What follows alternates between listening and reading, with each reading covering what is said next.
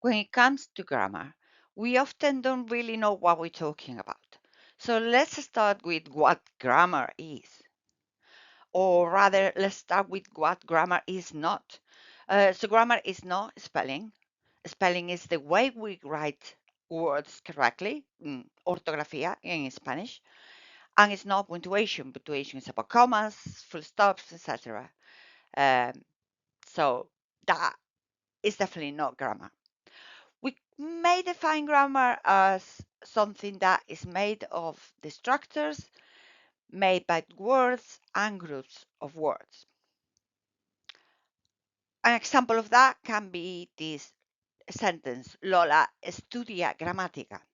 It is a sentence, and we can describe it as being made of a subject, Lola, a predicate, estudia, and a direct object, which is gramática. That would be one of the ways of describing this structure. It's made of parts, like any other structure. The second question that comes to mind is why? Why should we learn grammar? So we learn concepts to describe the language when we learn grammar. And we can use these concepts to understand how this language works. This learning can be then applied to different contexts, for example, when we're trying to speak the language. Now we need to start from the beginning when describing the grammar. The first thing to know is that the grammar is made of units and functions. Units are the kinds of words or groups of words that make up the language.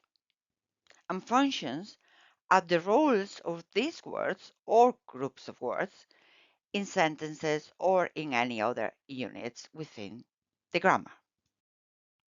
Units are the kinds of things that make up the language. And functions are the kinds of relations between these things. So we need to know what units we have in the language.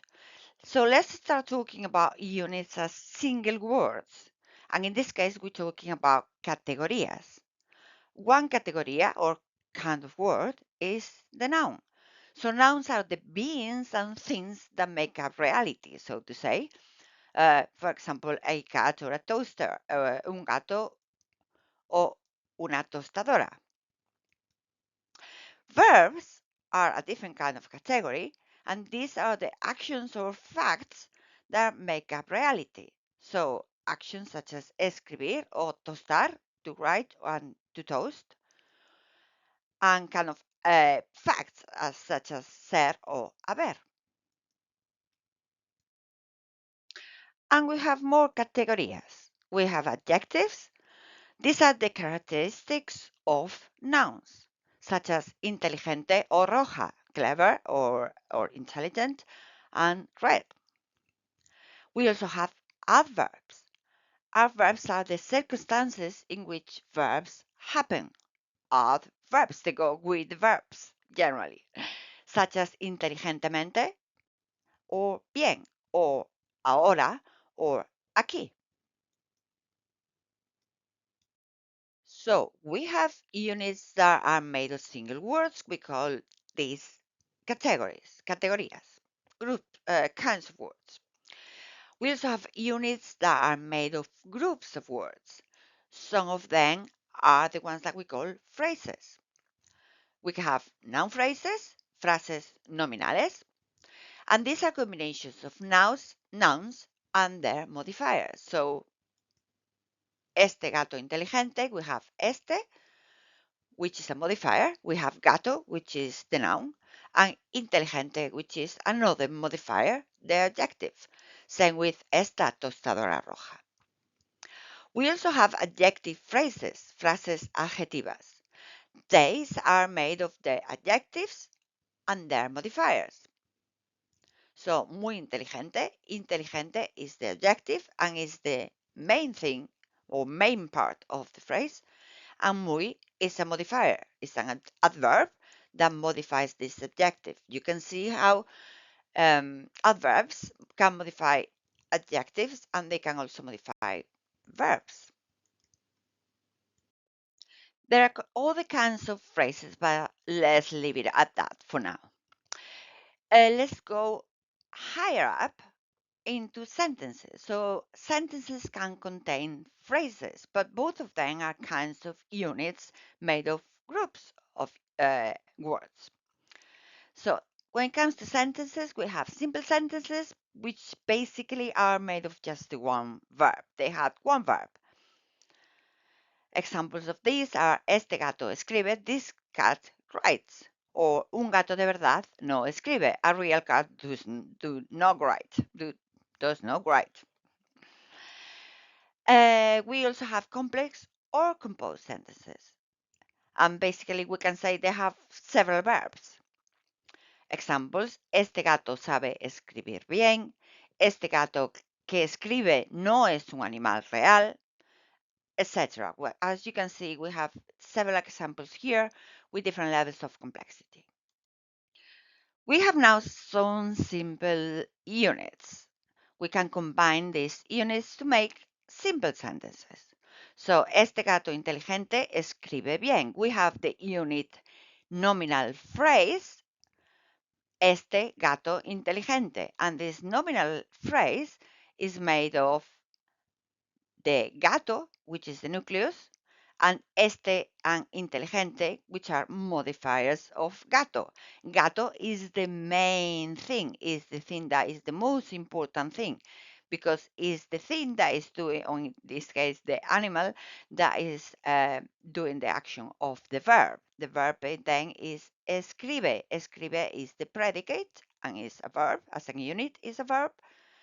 And then we have bien, which is a verb, modifying the verb escribe. And similarly, we could analyze la tostadora roja, tuesta rápidamente. Now that we have a description of the basic units that make up a sentence, at least a simple sentence, we're going to look at the functions that these units play. If you remember, the units are the things, and the functions are the role of each of these things or categories or units within the sentence. So the first function to look at is the subject, sujeto. The subject is the being or the thing that does or that is the action or the fact. So in the case of actions, we have este gato inteligente escribe bien. The action is escribir, to write. Who does the action? The gato inteligente, the intelligent cat. So the intelligent cat, el gato inteligente, is the subject. In the case of things that are, right? La tostadora es roja. Who is?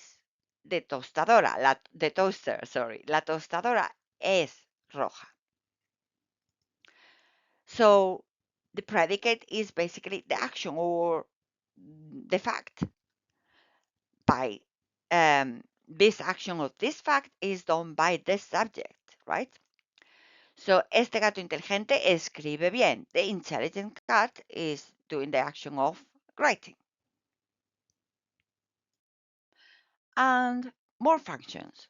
We have the direct object.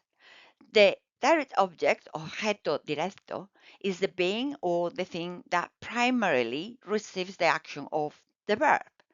So este gato cazó un ratón. This cat hunted a mouse. El ratón is the one that directly receives the action of hunting. Yeah, it's the one that gets hunted. O la tostadora tuesta el pan. El pan is the one that receives the action of being toasted. And then we have the indirect object, objeto indirecto. It can be described as the being or the thing that secondarily receives the action of the verb. So, la gata cazó un ratón para el gatito. The cat handed a mouse for the kitten. The kitten received the action, but only indirectly. In this case, it's the beneficiary of the action. Similarly, el gato le dio un ratón a su dueña. Well, the owner indirectly receives the action of hunting because she's not hunted. She receives the mouse. Well, The benefit of the mouse? Probably not. One more important function is the adverbial, circunstancial. The adverbial plays the function of indicating the circumstances in which the action is done or it takes place. So, este gato inteligente escribe bien. The way that the writing is being done is well, yeah. And la tostadora roja tuesta rápidamente. The action is done fast, right? Again, the adverb is modifying the action or the verb. All the complements in the sentence are examples you have here, but we're not going to go into them because that will make things a bit too complicated. Now let's move on from the functions that we can find in the sentence to the functions that we can find in the phrase. We have the nucleus, which is núcleo in Spanish, and the nucleus is the main or the most important part of the phrase. So, este gato inteligente, gato is the most important part, obviously, and la tostadora roja, tostadora, is the most important part. We talk about semantics here. We talk about the meaning, yeah? Now, the modifiers are those who take the function of modifying, obviously. Modificadores, yeah? So those are the words that add any meaning to the main word. Este gato inteligente, inteligente is the adjective, the unit adjective, that plays the function of modifying gato. La tostadora roja, we have the same thing again. And then este and la, which also modify but in a different way. Let's talk now about the passive voice. As you know, the passive voice works differently to the active voice. So let's look at the functions there. We also have a subject in a passive voice, but this is the sujeto paciente, the patient subject. This is the being or the thing that receives the action of the verb. So, el texto es escrito por el gato. In this case, the text is the one that receives the action of being written. El pan es tostado. The bread is the one being toasted. América fue descubierta por Cristóbal Colón. So, America is the passive subject that of an action that has been performed by Cristóbal Colón. Of course, we know that this is not a fact of history, but this is a typical sentence that we can use to talk about history, where we use the passive voice to indicate that this is a fact, and we sort of kind of distance ourselves from the fact and present it as something objective. In this case, as we know, ironically, this is not real. We also have the agent in a passive sentence, agente in Spanish. So this is the being or the thing that performs the action. In the case of the text, the action is performed by the cat. And in the case of discovering America, the action is performed by Cristobal Colon. Two actually fantasy facts, but that's the way we can present them in a passive voice. We're going to finish the video by looking at a representation of the grammar of a sentence. So we're going to take all the functions and categories of or kinds of units, and we are going to place them in a tree-like structure. There you go. So we have the oración or sentence at the very top. That's the kind of units that we have that we're going to look at. And this sentence is made of the function subject, sujeto, and this function is played by an unit that is a noun phrase, una frase nominal. This noun phrase is made of a modifier, este. Let's not look at the kind of unit in this case. Another function is nucleus, and this function is played by the gato, which is a noun. We have also a modifier that is played by the kind of unit adjective, inteligente. Let's go up in the hierarchy, and besides the subject, we have the predicate, el predicado. This predicate is played by the verb escribe. Verb is the kind of unit. And finally, we have an adverbial or circunstancial. This is an unit, and it plays the function of modifying the predicate, and is played by an adverb. An adverb is the kind of unit. There you go. So hopefully now you have a basic understanding of the grammar. You can do the Mentimeter that is available for you to expand your knowledge, have feedback on your knowledge as well. And there are actually two different Mentimeters available. So go and do them if you like, and please give me feedback so I can improve. Thank you very much.